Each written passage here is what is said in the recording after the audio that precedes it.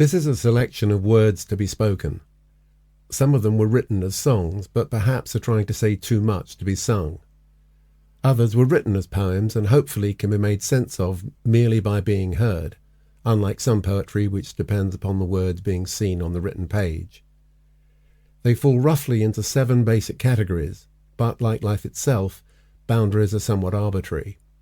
The first few are about life in general, and the very first I wrote in August whilst compiling this collection, and it's appropriately called Life in General. Try to remember what you have and not what you have lost. Try to make sense of what you gained and less of what it cost.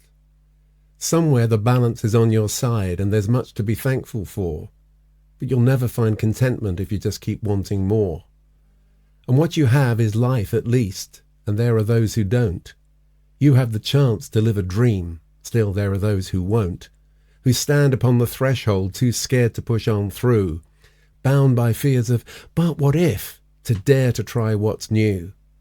But life keeps giving chances, and they're there for you to take, and those you take for granted just compound your own mistake. Balancing all your options is what good lawyers do, but weighing things up equally may not be the best for you. You can't know every consequence before you make a choice, so sometimes it just makes more sense to heed that inner voice. Whatever else your failings are, as you search for what feels true, there ought to be one certainty: you would never lie to you. So please yourself and trust yourself so life can feel more free. Your only obligation is to be the best you can be. And if we all do the same thing whilst giving due regard to others on the same road, maybe life won't feel so hard. This is called small print. No one reads the small print of other people's lives. Nobody knows the details of how each one survives. And no one ever tells you what's behind their own facade. There are no clues on offer when they play out their charade. The devil's in the detail when measuring success. To some extent we all fail when settling for less. And life is still a war zone, a battle of attrition. It's empty from the fullness of its unfulfilled ambition. This next one is called Forgive Yourself. When little children clumsily spill orange juice or worse on carpets newly laid, we just forgive the accident. We know it wasn't really meant, and no mistakes get made. When friends or careless lovers spill all our hopes and dreams, they're no more to blame than any others who damage our fragile hearts. It just seems worse to stumble through the finish line after all those doomed false starts. When time has worked its magic, every sin can be forgiven. And after all, was it really so tragic? At least we got that close to heaven. So when you weigh it up, it's fundamental that it contributes to your mental health to forgive your own trespasses, your mistakes, and all your messes. There's no point in being non-judgmental to others unless you forgive yourself. Head versus heart. The Gemini is in 2 minds and always torn apart. They can balance, argue both ways in battles of the heart. For Leos, it's much easier, romantics through and through. They only need consult the heart to ascertain what's true. No choice of house or car or jobs decided by the head. In matters of the troubled heart, the doubts remain unsaid. The head always forgives the heart decisions that it makes. Not so the heart the head's concerns, especially when it breaks. Seconds out. I have some friends who have second mortgages, and others who have second homes, and some who've been trying for ages to just find a place of their own. I know people who've had second husbands, and some who've divorced second wives, and others who can't understand why they can't find the love of their lives. I see people driving their second car, and some just own second hand, and others who don't seem to travel that far from the bus stop where they always stand. In tennis, you get 1 second service. In life, there is no second chance. and the orphans don't get second helpings, and the clumsy get no second dance. This is called Outside, and was written in El Sabinal in Gran Canaria when I was teaching at an international school there in March '97. Outside in the March mid-morning sunshine, Tello sweeps the leaves up from the ground. The peace is broken with the children's laughter as different voices mingle in one sound. Their accents bear the marks of many countries, but here they are combined in just one voice. Though in the world outside they are divided, here at least united they rejoice. But on the news there's riots and division, and tension grows in North and South Korea. The voices that unite are raised in protest, while refugees fight back across Zaire. This island, from the surge of past eruptions, forced its mountains and valleys from the sea, and now it rests in peace from that construction. Not much betrays the way it came to be. Its people are as varied and as different as any who could walk upon the earth. I wonder, after all this world's upheaval, if there could one day be peace and rebirth. In school we concentrate on teaching children the knowledge they will need throughout their lives. The lesson of their peaceful coexistence is all that matters if it just survives. This is called Independent Ladies and was originally written in 1976 as a song, long before Beyoncé. All around the Western world the story is the same. In prestigious Porsche, because of course a Mini's much too tame, with all the faces to be seen in places famed for haute cuisine, a brand new breed of woman makes the rules in a new game. They know exactly what they want, a restaurant's passé, in their own car to a wine bar for pat phrases and pâté, in hotels, bars and health resorts and places geared to other sports, they extend a liberated front due north from Saint-Tropez. The world is full of independent ladies. They steal the show from Kensington to Cannes. And when they choose to be alone, they know that they can hold their own. They're more than a match for any man. They've been around and seen it all and done it all before. They paint the town and have a ball and find it such a bore.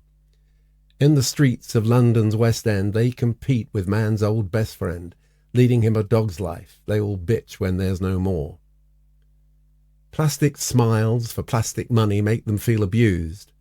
When things get hard, a credit card can stop them feeling used. They never try to fight excess, just use American Express. A lack of cash or Wall Street crash would just leave them amused. The world is full of independent ladies. They steal the show from Kensington to Cannes. And when they choose to be alone, they know that they can hold their own. They're more than a match for any man. Singles bars full of married men if they feel a bit alone, and apartment rent shows their intent to keep them for their own. They don't need a pied-à-terre, they can park it anywhere. Ménage à trois with an au pair keeps it all in the home. There's a whole new generation, education freed, and liberated ladies rival men's frustrated greed. They'd all resist a chauvinist who's kissed and blinked and nearly missed. A brave man, not a caveman, is the rarity they need. The world is full of independent ladies. They steal the show from Kensington to Cannes. And when they choose to be alone, they know that they can hold their own. They're more than a match for any man. And they'd only be dependent on an independent man. This is called Two Soldiers, and was originally written as a song in July of 2017, but it has all the hallmarks of a poem to me. The soldier crawls across the clearing, through splintered rocks and splattered mud. The sound of guns assaults his hearing, his clothes are caked with skin and blood. Then in the distance by the river, another body moves in pain. He struggles closer with a shiver as his wound comes alive again. He moved towards him into danger to help him out as best he can. He may be just a total stranger, but still a fellow wounded man. They share a moment in the darkness a word of comfort and a joke. Their sounds much gentler than the harshness of the guns, the fire and smoke. One arm, one leg, their wounds are matching, each man a patient and a nurse. A torn-up shirt can make some patching, so bleeding stops and gets no worse. Their injured bodies make them equal. Between the two they make one man. They've shared the battle and its sequel, and move away as best they can. On peaceful ground they start reviving, and lie there staring at the sky. Their battle now is just surviving, a chance for them to each ask why. The gunfire of the battle rages, but in their hearts the war subsides.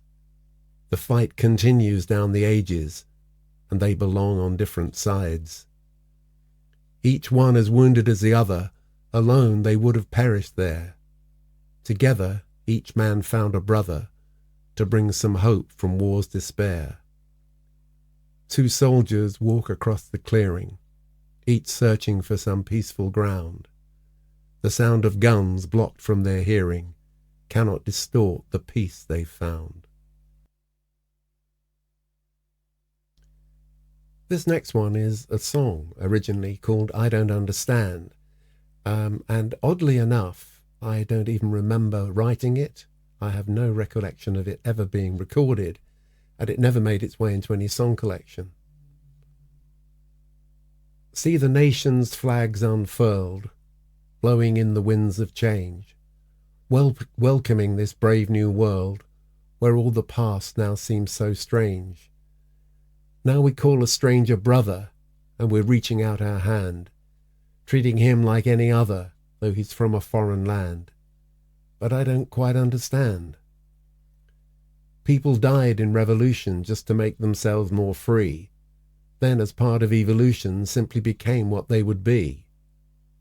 Down is the wall and down the curtain, down is the flag that they once flew, but still the future's left uncertain.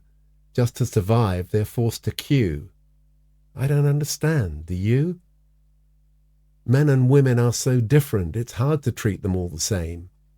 None of us is self-sufficient, and yet that's how we play the game. But the game just isn't fair. We were all dealt different hands. To be ourselves, we have to dare to be the best self that was planned. So I just don't understand. People talk of one true God, believing truth is all they speak. The land that each Messiah trod makes every separate faith unique. And as they cling to their beliefs, declare opponents must be damned, as non-believers fall like leaves, the swords in their God's caring hand. And I can't really understand. For all the trials that we face, we simply choose a different mask. We turn our cards and hide the ace and change our play to suit the task. The people, flags and creeds we hold don't really answer to the call, but we believe just what we're told, because we're all so alone and so small, and I don't understand at all.